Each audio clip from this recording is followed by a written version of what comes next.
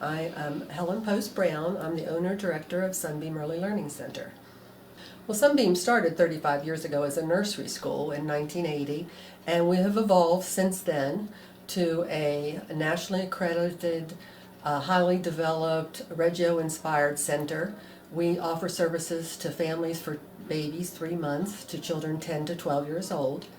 And we have a lot of families here that have been here for many years. We have families that come back to Sunbeam and now their children, as well as my own children's children coming to Sunbeam.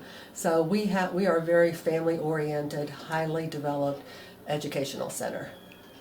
We want the children that are at Sunbeam and their families to remember us for not only learning activities, but feeling comfortable here, evolving here, growing here, making friends for life, which we have achieved over the years. We've had folks actually who've met each other in preschool, married later in life, so that is a wonderful thing. We have families that come back, or children in high school that come back and say, wow, this place is small, it seemed so big when I was here.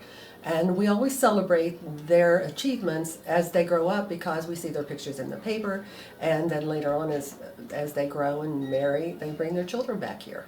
Letting the children be the teachers, that is the biggest thing. What do they want to learn? For example, one of our families is building a house. So that all started in November.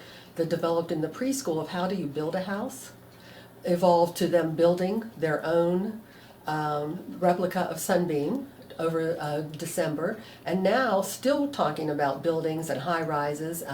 That part of the preschool class went today to a field trip to 84 Lumber to see where the building materials come from. So look at all the things they're learning, science and math, community help, community workers, all just because they wanted to learn about buildings. And it will stay with them longer because it was their idea. We're a West Virginia pre-K, which means we're part of the Board of Education, West Virginia Pre-K. Our teachers have teaching degrees. One has her master's in early childhood special needs.